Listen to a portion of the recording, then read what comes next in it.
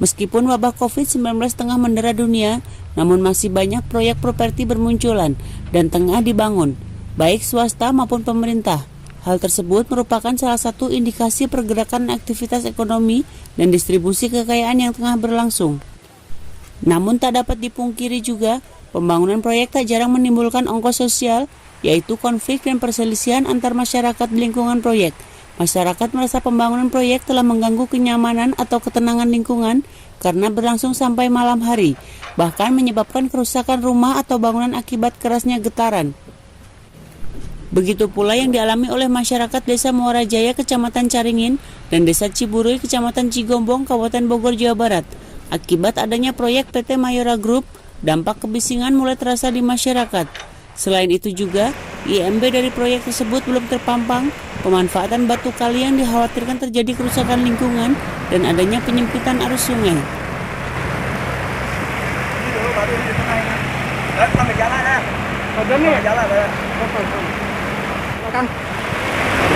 Akang sebagai warga setempat ya? Ya, saya warga di sini setempat. Ya, ini dulu saya kan tukang ngejalan ini, tahu lokasi sungai ini. Ini batu yang gede ini ada di tengah ini. Sekarang udah ada di pinggir begini. Berarti ini namanya penyempitan, Pak? Nah, kayaknya penyempitan gitu. Kalau lihat dari geografisnya ya? Ya, dan pokoknya saya tukang ngejala ikan, udah tahu gitu percis sungai ini gitu. Oke, kalau gitu terima kasih.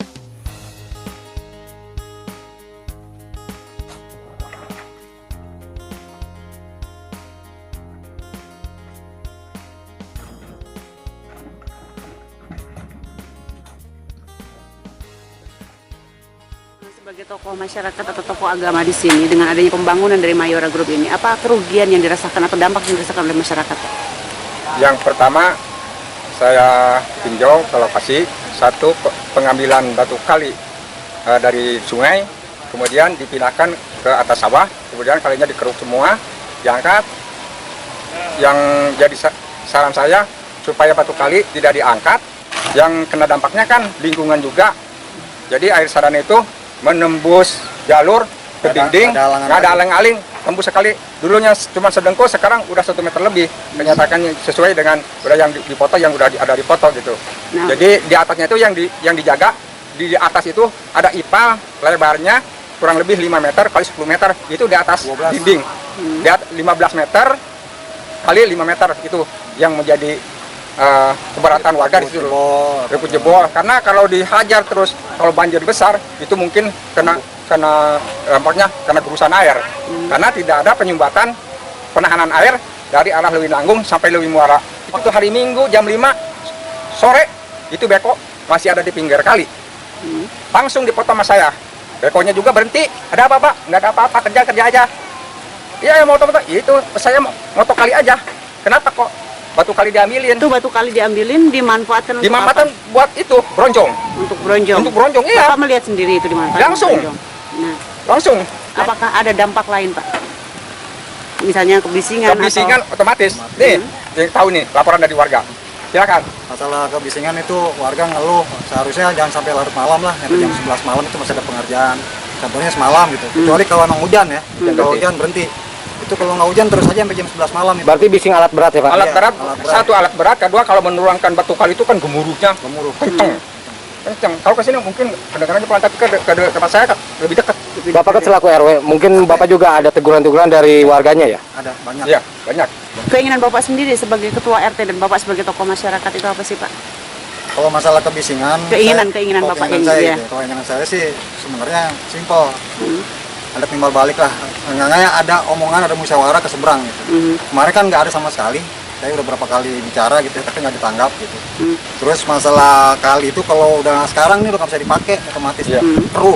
Biasanya kalau musim kering itu warga itu kadang-kadang bawa kompan, ambil di kali di sadaran itu kan lumayan tuh agak bening. Emang kalau di Cigombong mah butek lah, tapi kalau di sadaran itu masih bisa berguna.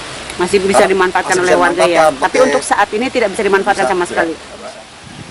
Untuk penurapan itu bronjong itu kalau bisa jangan terlalu ke dalam, keluar penyempitan bisa dari harus kali Pak.